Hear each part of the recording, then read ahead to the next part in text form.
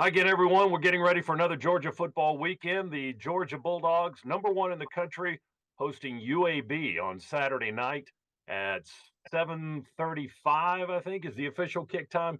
7:35, and of course, we'll be there with you on the Bulldog Sports Network, bringing you a full afternoon and evening of Georgia football. We've got Russ Tanner and DJ Shockley here to talk a little bit about this week's game, actually. And, we want to send our best out to Nick Chubb, a great Bulldog, and he's turned into a great player in the NFL. And, seeing that injury last night, guys, made me think of you. I knew we were going to do this today. And, what was the worst injury that you guys ever sustained in your playing days? You know what? I've had a few over my years, from shoulder to pec, to a screw in my foot that I hurt in Nashville. I mean, not Nashville, maybe in Tennessee playing against the Vols, and got a screw in it still to this day. But I think the worst might have been for me, might have been a knee. I had my second year in the NFL playing with the Falcons and playing against Buffalo.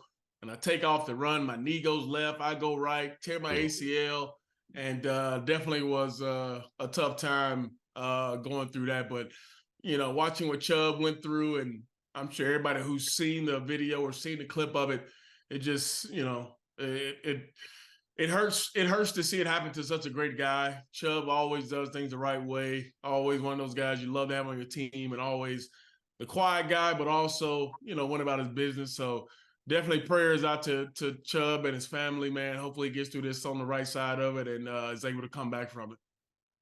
Yeah, we it's a cool brotherhood that Shock and I were fortunate enough to be a part of to put that G on your helmet. So anytime you see a guy like Nick go down, and Shock has probably met Chubb being around with a lot of the media stuff he does. I've never met Nick, don't know him personally, but you see that you feel like a brother has gone down, and it hurts your heart to see a dude who works that hard. So it hurts. Now to make my worst injury, and I'll try to make you guys smile for a second because it is bad. We were playing Clemson our redshirt freshman year.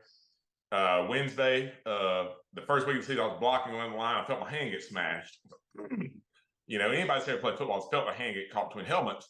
And I thought, all right, this is bad. It just got smashed. But then I felt something warm and wet on my hand. And like, if you're bleeding or a Shock's bleeding, like it really doesn't move my heart. I'll try to help you out. I'll call 911, but we're not freaking out. But if I'm bleeding, it's a 5-alarm fire. We need ambulances. I need people saying things like stat and running around. And it's actually Pollock's, who's my roommate, his chin strap buckle snaps up top. They were metal at the time, and it went in my hand and sliced down the back of my hand from here to here, cut my tendons in half. So look, that's as high as I can pick my finger up. Wow. Even now. So I had to have surgery. I was out for about 8 weeks. Yeah, that was redshirt freshman year. So that was definitely the worst for me. Well, that's going to lead me into my next question. Georgia has a ton of injuries right now as they get ready for UAB. Most notable, Marius Mims went out last week in the game with South Carolina with an ankle injury. And he's going to be out for a little while, it looks like. So, Russ, as an offensive lineman, how did that change the way Georgia played in your estimation, and how does it look going forward for this team? I mean, it probably changes very little scheme-wise because those guys know what the guy beside them is doing. So on the O-line, the center and the guard work together, the guard and the tackle work together. So you know what the guy beside you is supposed to do. So from a scheme standpoint, you're really not changing much of what happens there. Maybe there's one or two things here or there that, Trust doesn't do as well as Mims, does better than Mims, whatever. That may happen. But overall, you won't see anything big.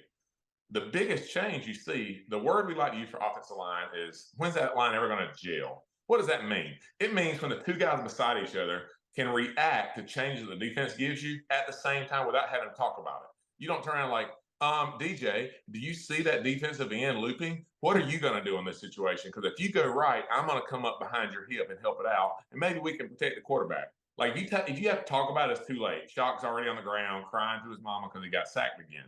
So what you want to have happen is you want those two guys to be able to react to what they're seeing in real time at the same time with almost one brain. So when offensive line gels, they do that stuff naturally. It's what their instincts have now taught them to do.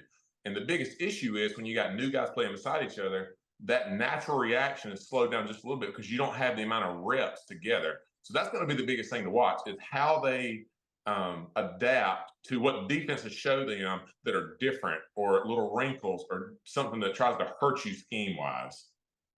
And Scott, one thing I think that definitely helps, and Russ has been a part of this, and Kirby has done it since he's gotten there, is cross training all these guys, and they play multiple positions. You know, if you play guard or center, you probably gonna play guard or center, regardless of who's out there. If you play tackle, you probably play the swing tackle. You played on both sides, so I think the good thing is Kirby plays a lot of these guys, and he talks about it. We play a lot of guys each week. A lot of guys get reps in practice. So these guys will have the familiarity of playing with each other. But now we just extended, like to Russ said, where now we're all thinking on the same page because we're out there for an extended time. But I think Kirby has done a great job over the years of always cross-training these guys so that if a guy goes down, the old cliche word, next guy, just really walks in. So I think that's a good thing Kirby has always done is cross-train all these guys so that if somebody goes down, somebody else is ready to go, and they've played that spot before, so it's not a big deal once they get in there. Yep. Cedric Van Pran named the SEC Offensive Player of the Week, so congratulations to him, the Georgia center. And Shock, how important is that center-quarterback relationship on the offense, even though the quarterback's not going under the center anymore and making that close personal relationship as much, but how important is that relationship? And like the one that you guys had when you played. Yeah, it's super important. I mean, I think just everybody talks about the communication part of it. And I think a lot of the times when I played, I had smart guys like Russ and Ryan Schnetzer. I mean, guys who were really smart, who understood the game. So if maybe, I'm worried about coverages, I'm worried about where the blitz comes from, I'm worried about all these different other things. And Russ could easily say, hey, Shock, I see rotation, or I see a guy coming off the edge and he could slide the line. I never thought twice about it. And that's the thing that you got to have is that kind of trust, one, but then you have the communication to be able to talk it through, when you come off to the sideline, say, hey, this is happening. I'm seeing them doing more of this, or, they're playing more bare front. They're playing more under front, whatever it may be, so that we know, okay, here are the guys that the line is going to. You got the four bigs at the mic. Back, you got this guy, receiver. I'm hot off this guy. But having that kind of trust with your center is ultra important. And I mean, I can't speak to no more trust than, the relationship that me and Russ built over the years, to the fact of how much trust and how much, great we were that he was in my wedding, I was at his wedding. I mean, that's just how far it went, was because of the relationship we had throughout our years in college. And then once you left, those bonds that you build, and really with your center from a quarterback, is probably the most important, because that's where it starts. He's the only other guy on the field who touches it as much as the quarterback does. More even. Russ, you're more important to Shock than wide receivers and running backs. How does that make you feel? Scott, I mean, we know the smartest and the most reliable people play center. But I love playing center because I was a quarterback all through middle school, and then every lineman alive has thought they played receiver, quarterback, tight end, running back, until a coach comes up and pats him on the shoulder, like, son, you like a guard to me. Like, that happens for everybody. So I was fortunate enough to be able to go to center where I had my hand on the ball. And like Shock said, I mean, one of the things that I love to do, and this is what Sid does so well for his guys, is I love watching film, and we all watch a ton of film. The biggest difference, people say, hey, what's the difference in high school and college and pro? Now, don't get me wrong. The talent level goes up tremendously whenever you change levels, and the amount of guys that are extremely good goes through the roof. But the difference is the mental preparation side of what happens. The amount of time in the film room that we spend as much or more time watching film than we did actually practicing. So when Shock watches film, he's having to look at what the safeties are doing. Are the corners coming from this side? Are the linebackers dropping? What are they doing in coverage? Then he also has to watch the coverage. The pressure. All we watch as an offensive line is how they're bringing pressure to the quarterback. And from a passing game standpoint, like, I don't care if they're in cover 2 or cover 3. Doesn't matter to me. I care about if the wheel's coming through the C gap, if the mic's coming through the A gap, how we best pick that up. And so for those guys to be able to communicate that, because I actually was at a lunch day where Greeny spoke.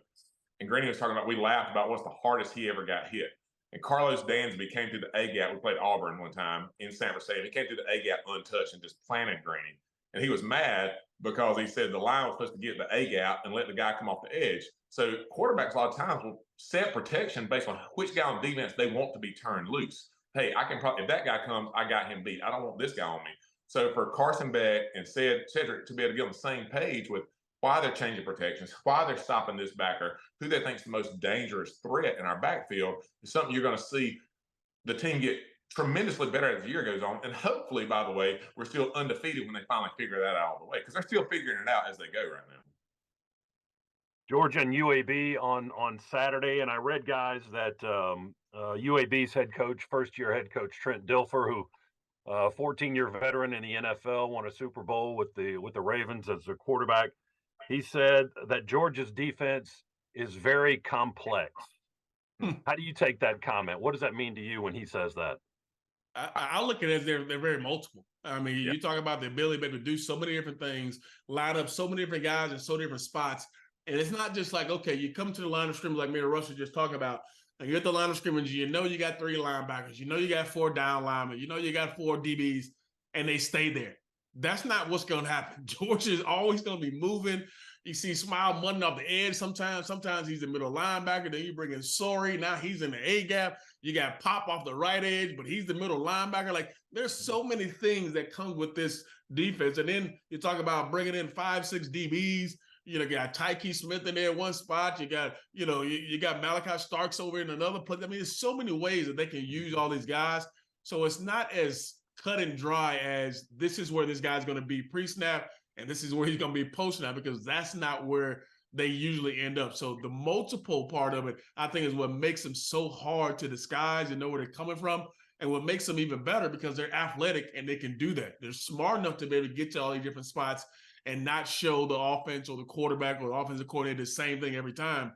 That makes it so complex when you don't have any idea where these guys are going to end up when the ball is snapped. Because there are a lot of teams that line up, and I mean, we was watching a lot of people stay up to watch that Colorado State and Colorado game, and at the end of the ball game, they go 98 yards, but Colorado State is in cover 2 the entire drive.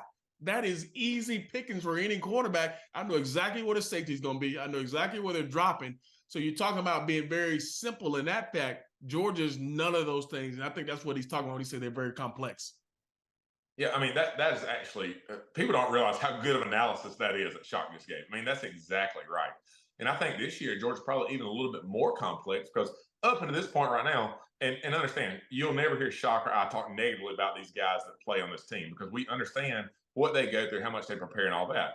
But a truth of it is right now, Georgia is not as elite in their front 4 as they have been in years past. And by the way, that's not a huge knock on these guys playing now. 2 years ago, we had Jordan Davis, Devontae Wyatt, and Jalen Carter. Last year, we had Jalen Carter. Like, he was that good to where we could be a little bit plainer in the secondary and still get away with it, a little bit safer because those guys affected the quarterback so much. Right now, we don't have the guys who are the game wreckers that we've had in the past, those surefire top 10 pick type guys. So Georgia's having to do more things. You saw it in the second half last week against South Carolina. First half, Rattler looked like stinking Joe Theismann out there. I mean, it was Joe Montana reincarnate going down the field. I mean, he was unbelievable. In the second half, we changed our coverage up. We started bringing pressure in different ways, and we started, pun intended, rattling him a little bit. And then he started to struggle because of the ways we were bringing pressure, in his face. Well, let's talk a little bit about UAB's Jared Zeno. He's a transfer from Baylor. He's got some good numbers right now. They're struggling a little bit. They lost big last week to Louisiana. First-year head coach. They're in a new conference this year. They moved out of Conference USA to the American Athletic Conference. Does all of that lead to a kind of a learning first year under a new head coach, or what's your take on that? I mean, there's definitely going to be some learning curve for them. I mean, you got to transfer a guy and new coach. You got to figure out what you're doing. But at the same time, I look at it like this from a Georgia standpoint, because I'll be honest with you, I don't give 2 rips about UAB. If they're not playing Georgia, it's like watching 2 mules fight over a turnip root. I don't care. So when they play Georgia, I care. So what does it mean for them? It means they got a chance to really cut it loose and do whatever they want to do because they're in a no-lose situation. And, this is the old cliche of a trap game for Georgia, right? SEC opener last week. And what have we been saying all year long when the first real test for Georgia is going to be? What have we all said? When's the first real test for Georgia? Auburn. When do we play Auburn? Next week. Next week, right? So you got the sandwich game between your two biggest SEC games in the first half of the season. So we don't exactly know what they're going to do, and they're going to let it ride, man. Throw the ball down the field, try to spread it out, try to put Georgia in bad position. So if I'm UAB, I come in here thinking this is an opportunity to where it doesn't matter if we get beat 65-0, nobody's going to care because we're expected. So they're going to come in here just guns blazing, just seeing they're going to take chances, push the ball down the field, try something new, and see if they can put this defense in a bad position. Yeah, no doubt about it. I think we talked about it a few weeks ago where teams come in and they have all these different wrinkles, flea flickers, screens out the wazoo. I mean, all these different kind of stuff to try to give themselves a chance. And I expect UAB to do the same. Trent Dilfer's coming in here with the mindset of, I got a new team. We're coming to play the #1 team in the country. What other way can I, show people that UAB is heading in the right direction by playing a, maybe very competitive or solid game versus the #1 team in the country and show what we're all about. I mean, you just mentioned this guy, their quarterback complete 80% of his passes. They got 4 dudes who have double-digit receptions. Zeno's their second leading rusher. I mean, this guy has, kind of what it takes to be the guy. And Kirby talked about this week about how Mortensen, their offensive coordinator, was at Alabama for a long time. So we know what the pedigree is like for him to be able to call plays, and he's going to want to do that. So I completely agree with Russ. They're going to come out guns blazing. What are they holding back? What are they, going to put in their pocket for? This is a big-time moment for them. And I always go back to, coaches in these big-time games. Yeah, they're trying to win the game. Yeah, they want to play good. But ultimately, they want to put a good product on the field because they want the next class, the guys that they're recruiting, so they can say, hey, we went into Sanford Stadium with the #1 team in the country and had them on the ropes, or we showed them X, Y, and Z. So it's definitely going to be a game where you expect to see some different stuff happen. Last thing for you guys before we go to the south end of the county and watch those mules battle over a turnip root. What is that's a great line, by the way. What is Georgia's mentality? Riceville's finest right there. You told us you told us about UAB's, but what is Georgia's mentality if this wedged between 2 conference games in a game that they should win over a UAB team? Standard's the standard, man. I don't think, every time everyone get a chance to talk to Kirby or talk to players, their singular focus is on that particular week. And Scott, you know it as much as I do. You talk to him just as much. And he always says humility is 1 week away. And you're worried about South Carolina. You're worried about next week versus Auburn. You don't take care of business this week. Guess what? Next week won't even matter because guess what? People won't be talking about you, patting you on your back anymore because you just lost to UAB. So I think their standard will be the same regardless of who they play, whoever the opponent is. You get your first night game. I was talking to Smile Monday, and he said this is the first time he's played at night since he's been here. I mean, so it tells you a lot of these guys haven't really played at night. It's going to be a different environment. It's going to be, the 4th time this year you played at a different time. So there are a lot of different factors that go into saying, hey, we got to make sure we focus and put our best foot forward because if not, humility is 1 week away. That's right. And I mean, I've never seen every trap game I've ever been a part of has been a noon kickoff. It just sets up that way. The fans aren't ready. The crowd's not ready. The team's not ready. That's what it feels like. So I do think that nighttime game, by the way, brings an energy to this team that they haven't had. That it creates an energy all within itself being a nighttime kickoff. And I mean, for this team now, I mean, if they don't start to hear that there's some doubters for them right now, the 2-time defending national champions, undefeated, start season #1 ranked, and they've got people chirping them. They're really not that good. Why are they still #1? Oh, they're just #1 because of what they've done in the past. This team should have a chip on their shoulder to want to prove that they are still king of the mountain. And I guarantee that's something that Kirby and those guys preach. The whole thing about the standard is exactly right. It doesn't matter if you're playing University of Alabama, Birmingham, or you're playing the University of Alabama, Nick Saban. You play and prepare the same way. So you want to see this team come out and execute with violence on the defense. You want to see the run game. It doesn't matter if Truss, Blasky, whoever's playing right tackle. You want to see them to smash UAB in the mouth. And you really set the tone for the identity of this team going into the meat of the schedule. So I don't think right now we know the true identity of this team. We're still trying to figure it out. We've been playing really good in different spurts. We've had different position groups doing things okay. But what's the identity? Meaning when everything's on the table, when it's time, you got to find something and go get it. What's this team going to do? And games like this, to me, are oftentimes opportunity to start establishing that identity. Because when you go to the Plains next week and you play Hugh Freeze's team in Auburn, you better know who you are and what you're about, or else you are going to come back a lot humbler. So this is the get right week for Georgia, in my opinion. Just give it to Cash so we can hear Scott say Cash money. It's fun when he gets into the end zone. A lot on our minds this week, guys. Great stuff today. Thanks very much. It's Georgia and UAB. Number one, Georgia 3-0. UAB 1-2 in the fourth game of the series. Georgia's won them all so far, and they'll try to keep that trend going on Saturday at 7:30. Our broadcast starts at 3:30 for pregame coverage on the Bulldog Sports Network. We hope you can tune in.